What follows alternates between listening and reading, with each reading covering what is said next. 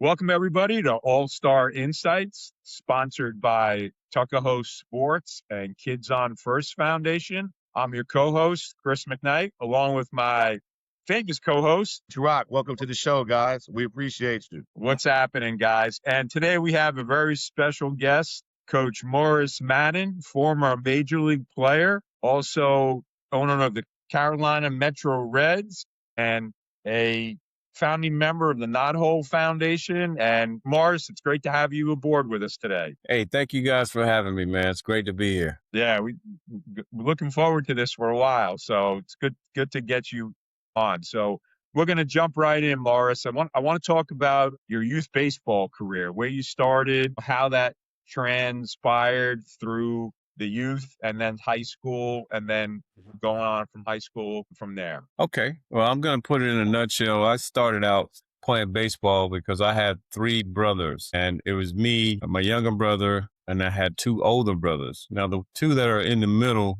we were like thick as thieves. So he was always old. He's older than me by 3 years, and everything he did is what I wanted to do. So we're riding our bicycles and we see all these kids playing baseball, and we stopped in, and I was 9 and he was 12 at the time, and tried out for the team. So they told me, "You're too young to play." And they told my brother he was too old to play by a month. So he went on to play at the next level, which was Pony League at that time. And they absolutely found me another place to play. I was a 9-year-old left-handed shortstop getting beat up with a team that was absolutely terrible. So that's where my career began. Played for 3 years in Dixie Youth Baseball. I played 9, 10, 11, and 12. Did some good stuff there. I was the most valuable player of the league for 2 years, my 11 and 12-year-old year. And then my 13-year-old year, we had to move up to Pony League, where we started to hold runners on base and take leads and all that good stuff. And that team was probably one of the best teams I ever played on. We were undefeated the whole year, and we were probably better than the all-star team that they put together. But I had one more year of that. But some of my friends encouraged me to try out for the high school team. I was 14 years old in the 9th grade. And I didn't want to try out, and I went ahead and tried out and made the team as a pitcher and did well. The only downfall to my high school career is that for 3 years, they had a DH for me. I was a very small, frail kid with a good arm, but 3 years they DH for me, man. I was really upset about that. So my senior year, I said, there's no way they're going to DH for me. So we had this little iron mic in our batting cage down underneath the stadium, and I was in there every day, every chance I got in there and started hitting off that machine. And actually, I set the school record for batting average my senior year, hitting .433, and ended up going to Spartanburg Methodist College. We did well there. This team actually started out not ranked at all. We ended up with like number 15 in the nation. And we were one game from going to the Junior College World Series, getting beat out by Lewisburg when they had Otis Nixon and those guys on that team. And after that year, I got drafted, which I never thought about before, but I got drafted by the Dodgers to play professionally. So I played 5 years in the Dodgers minor league system. Got drafted by the fifth-year free agent by the Cincinnati Reds. Went and played there for 2 years. And just to name some of the guys I played with and against with the Dodgers, I mean, when I first went there, they sent me to big league camp my second year, and that was the year that they had Yeager, Lopes, Say, Garvey, Dusty Baker, Reggie Smith. And that was a great team that had been together for about 8 years. So I got to meet those guys, and they got to know me, and I got to know them. And along the way with the Dodgers, I was competing for positions on teams with the likes of Fernando Valenzuela, Hershiser, just to drop a few names of guys that I played with and against. I can go on and on, but I don't want to waste your time with all of that. But I went on to say this, that with the Reds, that's the year they had Eric Davis and Cal Daniels and those guys. Art Schott was the owner, played with them for 2 years, and finally got a big break with the Tigers. I signed as a free agent with the Tigers, and that was a great team too. This is 86, and they were 2 years from being in the World Series with Jack Morris and Lou Whitaker and Alan Trammell and Chet Lemon and all of those guys, Kirk Gibson. I'll tell you a funny story about Kirk Gibson a little bit later, but That was the first Okay. year I got to go to the major leagues. I played in the AA in 86. I played in AAA in 87 and got called up to the major leagues in 87. And then after that, I was traded to the Pirates with Darnell Cole. My last 88, 89. I played in Buffalo and in the major leagues with the Pirates.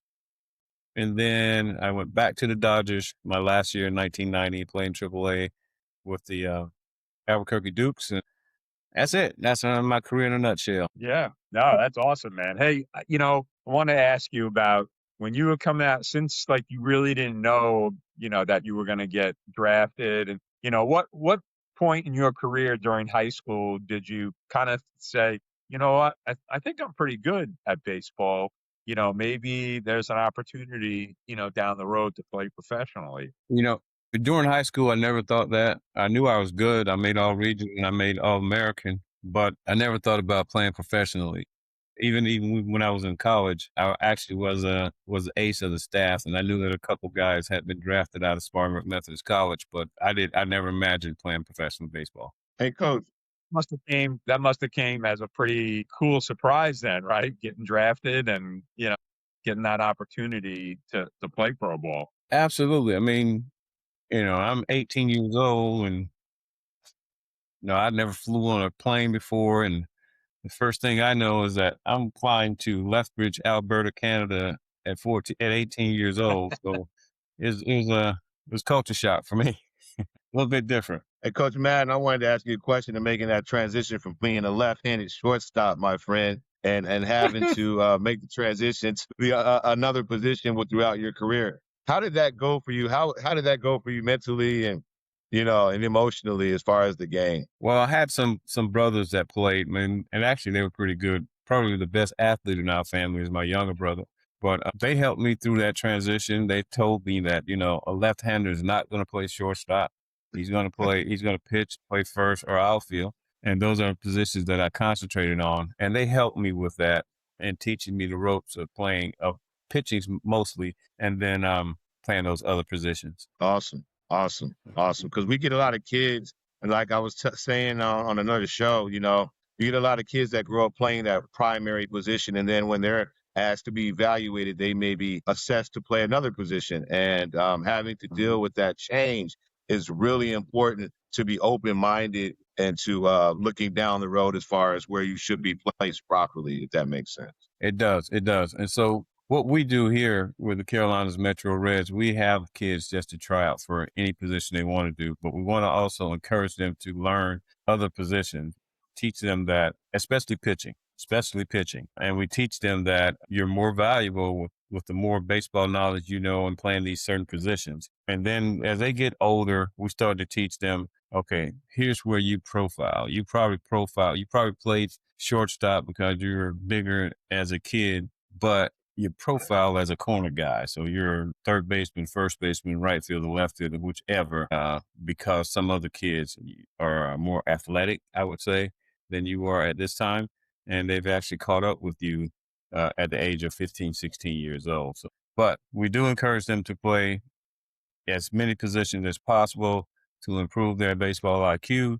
And also, we don't discourage them from playing other sports either. So those kind of things that kind of help along the way. Awesome. Yeah, without a Thanks. doubt.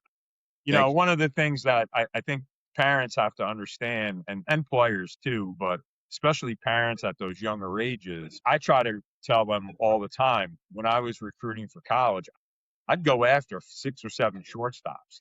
I'd go after the most athletic kids, and then I'd tell them, I said, okay, you can try out for short, and we can put you there, but there's a good chance that once you get into the college program, if you're a shortstop, you're pretty versatile, and we Absolutely. might move you around based upon team needs, and also, like you said, Morris, sometimes the kid just playing shortstop at high school because it's a necessity because he's probably the best athlete, but maybe he's a big kid, not as fast as foot, or maybe he doesn't have the best arm for short, but maybe he can play an outfield position, or maybe he can Absolutely. play another position, and that's what I think parents have to understand. I always use the example of Jacob DeGrom, down in Florida. He was a shortstop, and he went to his coach and was like, hey, how do I get drafted? And he's like, get on the bump. and look at him, became a, major league all-star. So let's talk about now a little bit about, your transition after your big league career. I know, you came back home and really you weren't, you really didn't waste any time getting the Metro Reds going when you got back home, right? Well, actually, it did. It took a lot. It took a lot of time because, well, to be honest and be very transparent with you, I was really down in the dumps once I got released. My last year of spring training, I had an offer to either go play in Mexico and come back at the end of the year to play. And at that time, I had a 6-year-old daughter. I had been married for 6 or 7 years.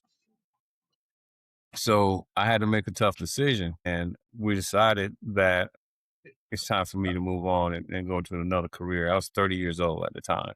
So I didn't watch baseball for about 2 years because it's just grown, just mad.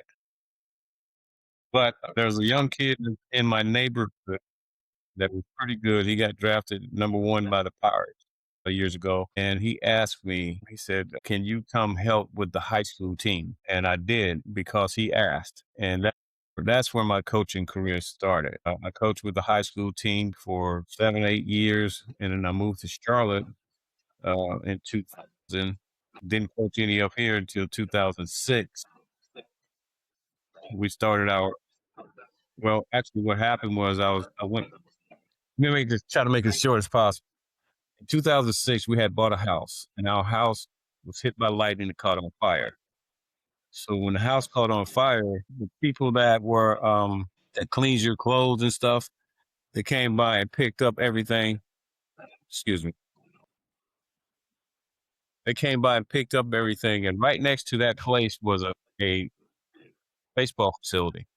So I went in there and I asked the guy what goes on here, blah, blah, blah. He hired me as an instructor, and we started to develop teams because of the cost of kids playing baseball. We wanted to make it affordable for them to play.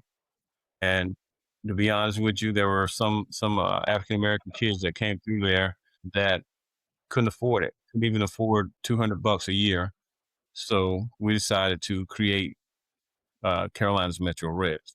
And we started out backwards. We started with the older kids and dwindled down to where we are right now. But that's how the Carolina's Metro Reds started. Um, and the guy that I started with, he had a operation on his brain, so he was no longer able to do it. So I had to actually form the organization myself. So we started out 2006. Giving back to the community is really big on all levels. As a player, as a coach, as someone who's experienced as you are, a lot of guys can't seem to make that transition to establishing an organization and then being business minded to know how to actually run the organization properly. So it gets looked at as if it's a money grab or you're running amok. How did you get your brand so established and so clean on the aspect of really being transparent and really wanting to help the community? That's the biggest thing, getting people to buy into what we do. And actually, if we were just to do baseball alone, I would not be where I am right now. We had to find other avenues that the community would buy into. And I was fortunate enough to have some like-minded people that helped me along the way. I started looking into what are the best demonstrated practices, why are they not contributing to youth baseball teams, and found out that the avenues that we're taking now are, we have kids from the ages of 4 to 18.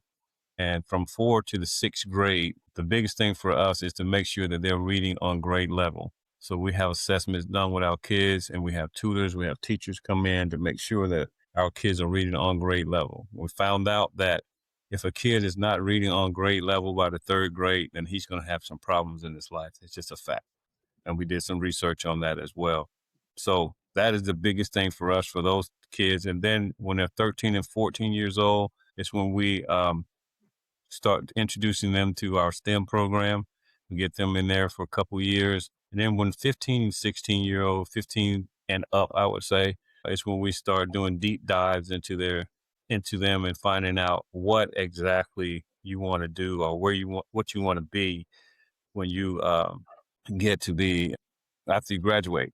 So very interesting stuff happens there. For instance, one kid said that he wanted to be into forensics. So we went out and partnered with CMPD and asked them, hey, can you give a kid the day in the life of a person that is into forensics? And they said yes. So if we find any kid that wants to go into those fields like that, we try to use every resource that we have so they can experience it. And this is exactly what you want to do. Then we also use every resource we have to get them where they want to be. Quick story about that. We had one kid that wasn't a very good baseball player. He was okay. I mean, he had a lot of power hitting. Defensively, he was a liability. But uh, the good thing about him, the kid had a 4.3 GPA. He's a brainiac. So the good thing about him was he had a great work ethic, and he wanted to be an engineer. And so we've had to find a college that would fit that mold. I would happen to be friends of the guy that was the head coach at Tuskegee at the time. And I asked him, I say, listen, I got a kid, he can hit. I know you can find a place for him if he can hit, right? He goes, yeah. I said, okay, he can hit, but he's a brainiac, man. He needs to be at your school. We sent him down there.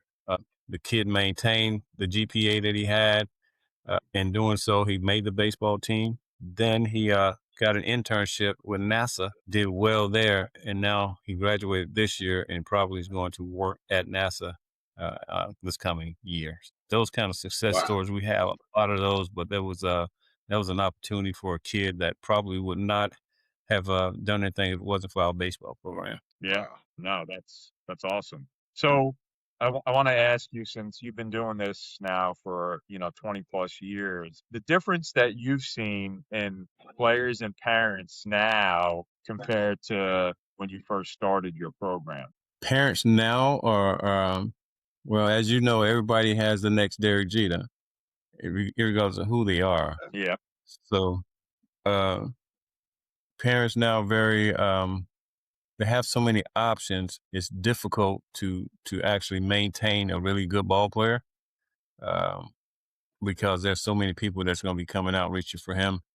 So we're trying to figure out what is it that we need to do to maintain those players in our organization. And we're doing a pretty good job of it. But the biggest thing for me is that I have about 15 coaches. And I tell them that when you have parents that are disagreeing with how we're doing things or what we're doing and coming to you, I don't want you to try to handle that situation. I want you to put that burden on me, and I want you to concentrate on these kids. And that's what I need for you to do.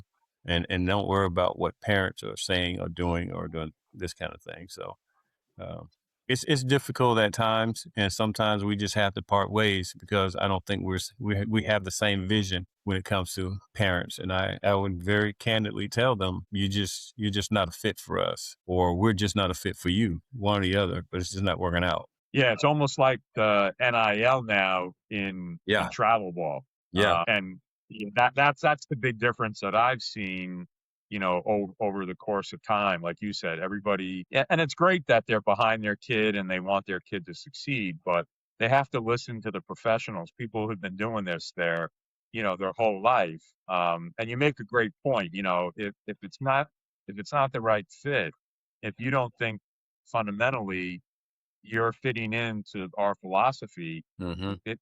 Go ahead, go someplace else. Because in the end, you guys are not going to benefit. The kid's not going to benefit. Right. And the parents are never going to be happy. So why keep that player in the program? Yeah, you hit a good point. We're more of a developmental program than anything else. Now, we do have some options for them. I've got close to 100 years of professional baseball experience on my coaching staff. And there's a guy named Mo Hill. He's in his 70s, but Mo comes out there every chance he gets. He's teaching. He's my hitting instructor. He has 40 years experience professionally. There's another guy named Fred Wright that was a major league scout for 32 years. He comes out. He works with the kids. He teaches me about what scouts are looking for. And actually, we have a kid right now that's a junior that's possibly going to be drafted after his senior year. And, we're going round and round with his father about these are the type of things that you need to be looking for. It's going to get very busy for you over the next year or so.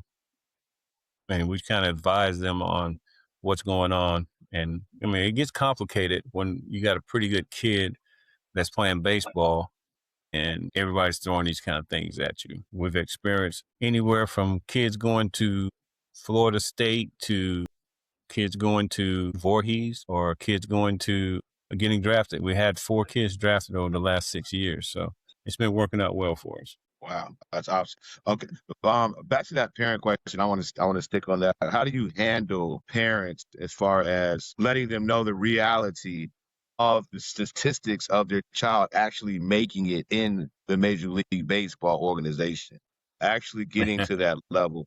How do you communicate that to them so that they're not going down this rabbit hole and doing all these extra, and, you understand what I'm saying? And just getting Yes, sir. into a place where they're separating their relationship from their child because they're just so living vicariously through their son or their daughter. Yeah. We started to throw statistics at them, and we never discourage anybody from trying to live that dream. We just tell them, matter of fact, it's like Mo Hill. Mo Hill played, I mean, he was professional for 40 plus years and never saw the big leagues ever. It was all minor league stuff for him. And he started out when he was 16 years old. For me, the stat that I have is I was fortunate enough to make it, but when I played 1 out of every 100 minor leaguers, I saw 1 day in the big leagues. And even if you do get an opportunity to play professionally, it's still tough. And not only that, and I talk to the kids and I'm like, you guys see the end result, but these guys are making all this money and all this kind of stuff. My first year, man, I'm 18 years old. I'm making $600 a month. I got to pay $200 rent. So I had to live off $400 for a month. And I can't go home and ask mom and daddy to send me no money because, they're doing their thing at home. I can't do that. Or I can't go to my next door neighbor and say, I need some sugar. I got to find a way. So it's tough. It's a tough grind. And I did it for 13 years. And I'm very proud to say that I accomplished what my goal was, but it's hard. We talk to these kids about it. And we also tell the parents that our goal is not to make a Major League Baseball player. We're here to make Major League citizens. So if you have an idea of what you want to be, and if you are fortunate enough to go to college and get drafted, then that's cream on the crop for us. But our goal is to make sure that when you leave high school, your line of your direction or your career path is intact and you're set as to what you want to do. I'll give you another story. There's another kid that he was living in a very impoverished neighborhood, and you guys know that these guys' heroes are not the ones that they want to have as heroes. But one of my coaches took that kid under his wing, and the kid had never seen the movie Black Panther. He had never experienced eating guacamole, simple things like that. So one of my coaches said, hey, we got a game at 2:00 today. Why don't you come over to the house for a minute, man, chill out with me? And they watched Black Panther, and he made homemade guacamole. And found out that this kid was very good with his hands. So we started putting him on a career path. And right now he's a diesel engineer. So those things are working out, man. They're working out because of the coaches that we have, the staff that we have, and the encouragement from the community that we're getting right now. So, yeah. Yeah. No, Appreciate that. that's great. And I think one of the big things that parents have to understand too, that it's so hard even now today with all the stuff going on in college baseball and college recruiting. It's even hard to get recruited to play in college. So you have Yeah. to put the extra time and effort in just to get in college. And especially if Major League Baseball drops the draft another couple of rounds and there's NIL money for kids, you know, the better player is going to college now. So it makes it even Mhm. harder for, a guy that's just a tick above average to play at the next level. So it's really important, on the academic side that they realize that that's their avenue to get into these schools and really put the time and effort in. And I love that you guys do that, the reading, assessments and stuff, because Mm-hmm. I think a lot of people just, they look at a facility as a base, and some are just baseball and that's it. But we're kind of like you guys too. We spend a lot of time in the community nonprofit stuff because we want our kids to realize that they're lucky that they have this opportunity, and the community's behind them. So you got to give back. You know, you got to Absolutely. be in and of the community. Absolutely. And when you're talking about the college level, man, the portal is a beast. I mean, you can have kids that are coming out of high school at 18 years old going to compete against grown men at 25, you know, and are they ready for that? I'm asking the parents, I'm asking the kids, are you ready to compete against grown men at 25 years old? Because that's what you're going to see. And you're going to see, if you are fortunate enough to play Division One, you're not going to see 80, 81 miles an hour, you know, on a consistent basis. They're going to dial that thing up a little bit. So your Yeah, work I at, was watching Wake Forest and Florida State the other day. mm-hmm, You know, the guys are 95, 96, 97, and even the kids that are playing, I mean, they look like they're grown men, like you said, mm-hmm, physically. mm-hmm. You know, they're grown men that you're going against, and I think that's what's lost on a lot of parents and players. I don't think a lot of players even go to college games and really look at the players on the field at any level, Division One, two, three, junior college, NIA. You know, go to a couple of games and look at those guys and see if you think you could be in that mix. You know, one of the Absolutely. stats that came out last year was like the average weight of a guy who played in the College World Series out of all 8 teams was 196 pounds. You know, those guys are big. You know, they're like they're men, and you have to be at that level because the college coach's job now it's not, I'll give you 10 years to develop a program. Now it's I'll give you 3 years, Mm-hmm. and if you don't do it in 3 years, I'm going to find somebody else. So I don't even blame the college coaches. They're going after guys that they need to compete, so they're going to look to the portal and junior college before they take a high school player. Yeah. I mean, we're fortunate enough to have Queens University actually leases our fields to play their home games, and they practice there. And we encourage all of our kids to engage with the kids that are playing on that Queens team, just to see what it's like to be a college baseball player, if that's what you aspire to do. And the rigors of just having to go out every day and get ready to play. I mean, they're playing with us now. They may practice 2 times a week, play 2 games. But when you're playing, you move to college baseball, you're going to be pretty busy every day. And then the preparation to get you're going to have that fall league. And then after that, you got to start preparing with the weights and all that kind of stuff. Then you jump into the spring league, and oh man, then you got to play summer ball. I mean, it's a year-round thing to kind of hone your skills, and they're starting to understand that because we have access to some of the kids that are actually doing it.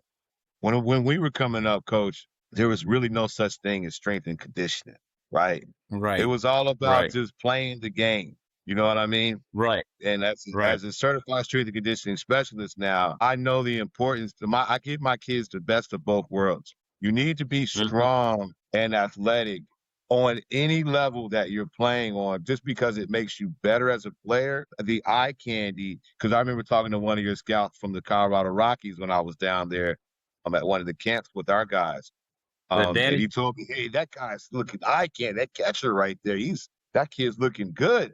I mean, these Yeah. kids got to understand the first thing that comes to these scouts' minds is the eye. The eye and how you look is the first thing they're able to look at. And I'm sitting over here, I'm like, hey, man, we got to get in the gym because you guys, my 13Us, some of my 13Us are looking a little slim right now.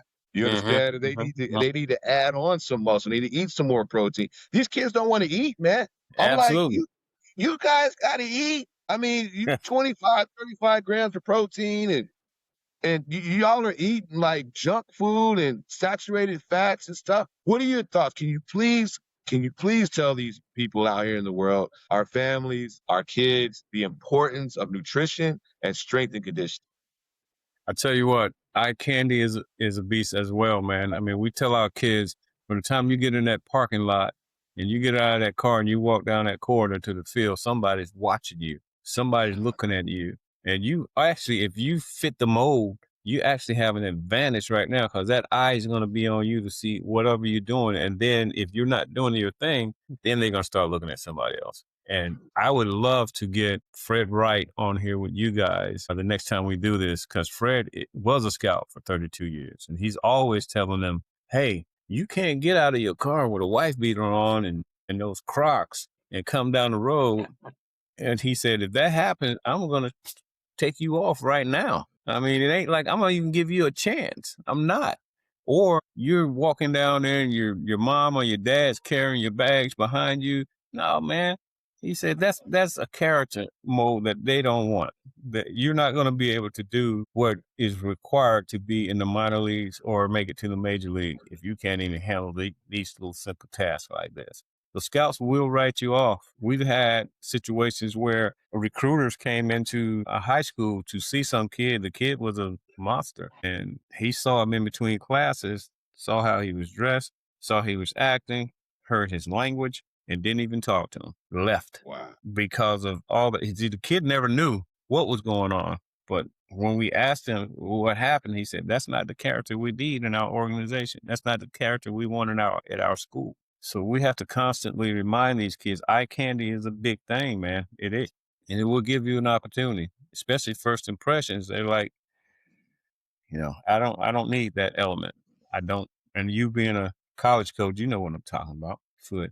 %. No, that's one of the things that I used to love, and I know it's not a big thing anymore, but I used to love doing home visits because it gave me an opportunity to sit down in the home with the parents and the player, and I could tell how that player interacted with the parents if he was going to be a good fit with my program. I knew baseball wise I liked him because that's why I made the home visit. But then the second piece is he going to fit our philosophy? Is he going to be a good kid? How's he going to act on the road? Right. You could tell a lot at a home visit, how they interact with their parents. And some kids, I would just say, thanks. But my assistant coaches sometimes like, what do you mean the home visit didn't go? I said, it just didn't go good. He was disrespectful, or if he's disrespectful to his parents, what do you think he's going to do, in our team or when we're on the road someplace? They have Definitely. to look at that. Definitely. So I want to talk a little bit about the Knothole Foundation. I know you and my friend Jeff Schaefer got that going as well. So can you tell us a little bit about that? Yeah, the Knothole Foundation, man, I'll tell you, I don't know if you guys have been down to our facility, but it started off as a $300,000 facelift for that facility and ended up $8.5 million complex. And it's still building or being added to. What we want to do is the west side of Charlotte was a baseball desert, even though it was thriving back in the years. It just kind of went downhill on that side of Charlotte. There are like 10 Title I schools within a 15-mile radius of that facility, and they just do not take baseball as seriously. But what we decided to do is it's a pearl in Charlotte. It's one of the best facilities in Charlotte. But not only is it a athletic facility, it's also an academic facility where we look at things like if a kid wants to go to Queen's University, we know it's going to cost $49,000 a year to go there. And Queen's baseball team only has 8 scholarships. So how can we offset that? Not only hone the skills of the kids playing baseball, but academically, you have to get with the kids that we cater to. You have to get the academics right in order to get some more money, because most of the parents that we have cannot afford to pay $49,000 a year for their kid to go to college. We want to make sure that we're building up the community. Want the community to be engaged. We actually talk about things outside of baseball. We try to have a presence of authority there, like policemen. We invite policemen in to hear the other side of the story, especially when there were some things going on back during a couple years ago. We wanted to hear the other side of the story, so we brought our kids in to the facility so that the parents and the kids can hear the policeman's side of the story. So those type of things that we do at the Knothole Foundation, we try to keep everybody engaged. We try to upbuild the community, try to get the community to buy into the lives of the kids that are there. And that's our whole thing, man, just to upbuild the community and try to give everybody opportunity. Yeah.